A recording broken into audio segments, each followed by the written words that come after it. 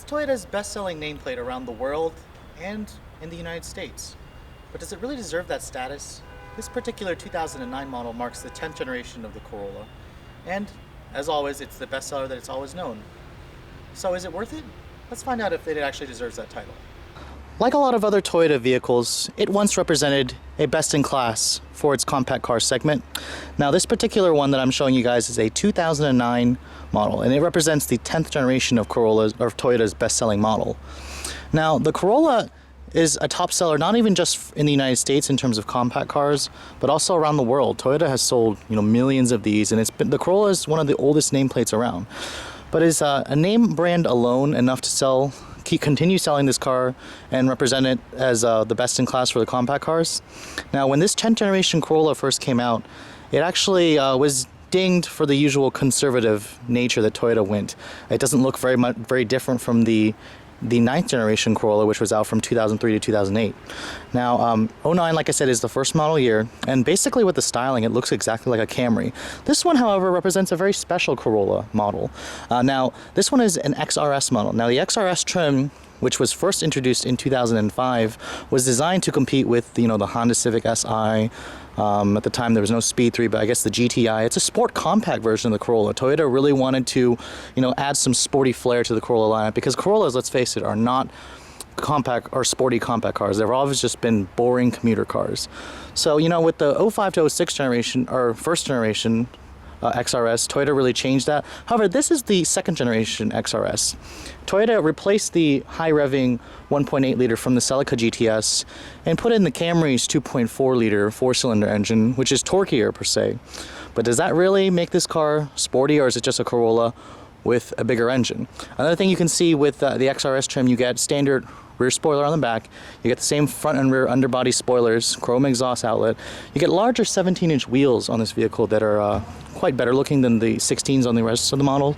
This particular one is also blue ribbon metallic, and it represents a decent looking stylistic changes that the Corolla actually has, or the Toyota has actually gone with the XRS model.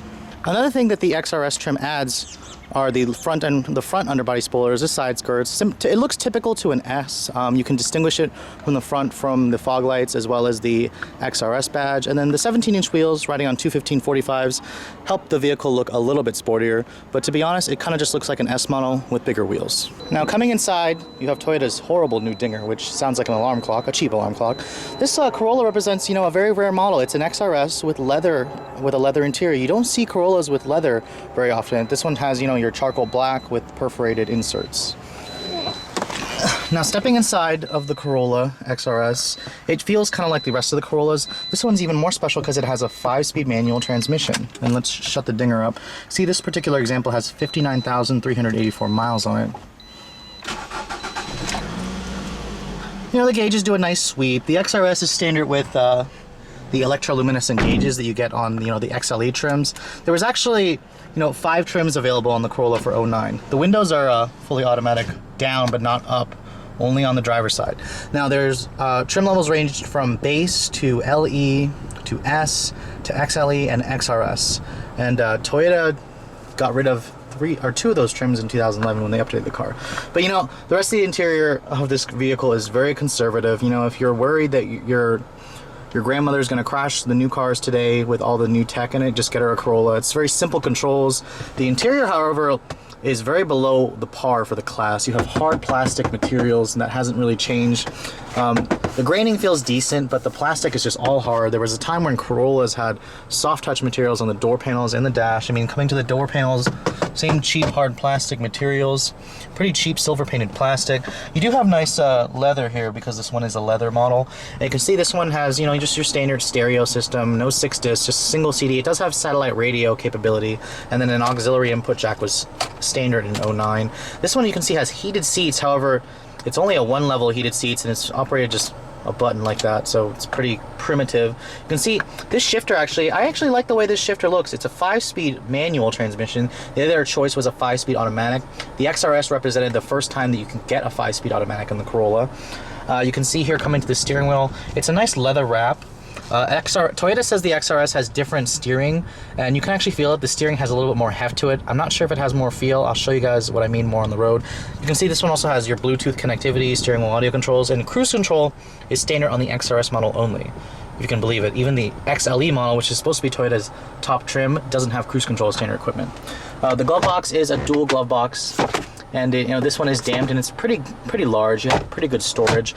Coming to the center console right here, it is two level. I'm not even sure if the other ones are two level. And here's something interesting. This is padded with leather. There are several Corollas I've shown you guys. This is hard plastic, and it slides. So that's a really nice thing. And it's a shame that Toyota has really cheapened the interior of even on the current ones. This one you can see also has a sunroof. It's rare that I see a Corolla with a sunroof. It's got your controls right here. And it's a very decent interior, and I'm quite surprised. This XRS model actually does feel a lot more special than your bare bones plebeian LE models.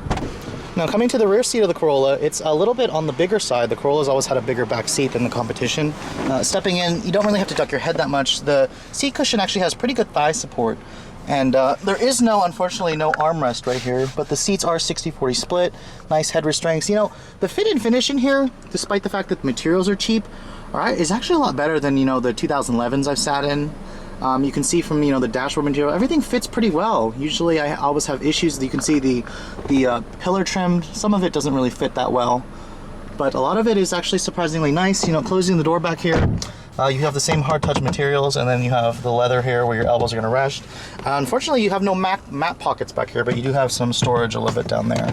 One cheap element that I don't like is the trunk release and the gas cap release. There should be a cover here just to make it look a little bit nicer. Now, coming to the trunk of the Corolla, it's a pretty large size. I believe it's about 13 cubic feet. It's class competitive. You have a nice trunk mat in here. Your spare tires in there. The seats are 60-40. Nice big opening, but you do have your gooseneck hinges to intrude on your cargo a little bit.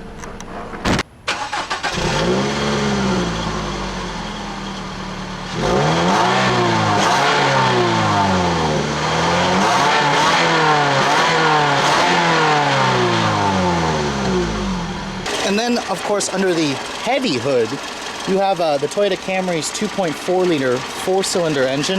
The XRS adds that strut tower brace that supposedly stiffens the front end. We'll take a look at if it actually does anything. 158 horsepower and 162 pound-feet of torque. It's down a little bit from the previous XRS, which I believe made 170 when it first came out. Anyways, it's not really the high-revving motor. It's kind of just, a Corolla with a bigger engine. But with the 5-speed, let's take a look at how this car drives. It weighs about 2,900 pounds. Toyota Corolla fans out there, let's see how the sportiest Corolla trim drives, shall we? Now, sporty and Corolla really just doesn't go hand in hand in my book, but I'll give this car a chance because, it does have a 5-speed manual. It's got the 2.4 from the Camry. It's about 300 pounds lighter than a Camry, so let's see if it actually is sportier to drive. Now, like every other Toyota, the car is really easy to drive. It's got really good visibility.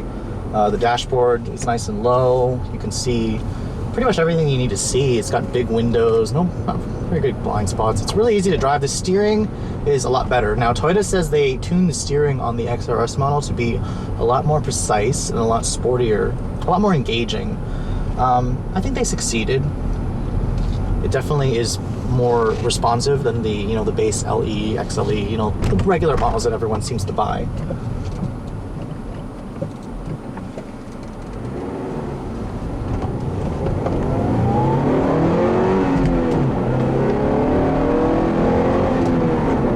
Throws are pretty long though. This is typical Toyota 5-speed shifter. Here, the throws are pretty long. The engine doesn't sound very inspiring. This is essentially, if you guys have driven a Mazda 3 with this 5-speed manual, this is kind of how the car feels. It's interesting to me because, the Corolla, like I said, is not a sporty nameplate. This car is more for the Toyota fans out there who are looking for the sportiest Corolla. And this one kind of delivers in that regard, as it's more playful. I'm pleasantly surprised. This is a really nice commuter car. The seats are comfortable. The ride is decent. It's a little stiffer than the other Corollas because the low-profile tires kind of crash into when you hit a bump, it kind of crashes into the vehicle a little bit more. The road noise is actually not bad. The engine just doesn't make any inspiring noises. And the clutch doesn't have any feel. This is not like, if you guys are looking for a sport compact, you're cross-shopping this with the Civic Si, the Speed 3, the GTI, this is going to disappoint you. This is not a sport compact car. The engine just doesn't have any, decent noises. I'm surprised Toyota didn't use a better exhaust for this car. The exhaust just sounds, like the same thing you hear out of a Toyota Camry with this motor. I kind of disagree with the fact that Toyota discontinued the XRS model in 2011.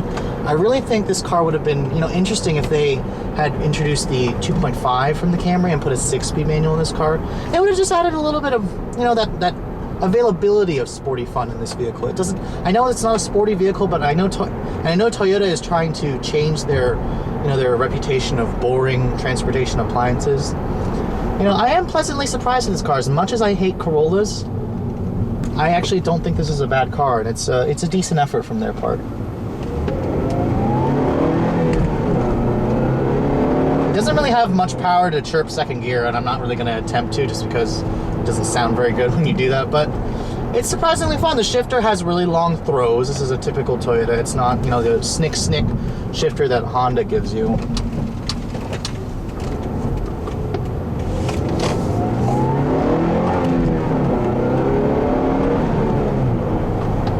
Surprisingly decent. That's all I have to say about this car. It's a good commuter car. I'm pleasantly surprised, with this. They went with the XRS. I still want to test drive, a first generation XRS with the high revving engine, but I must admit the 2.4 feels a little bit different than, the typical automatic transmission Camrys that you drive.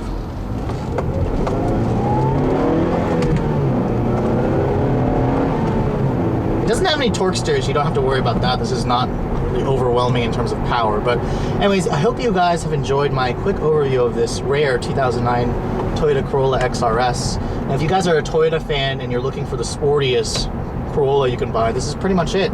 So if you find one with a 5-speed and you're looking for just a commuter car, check one out.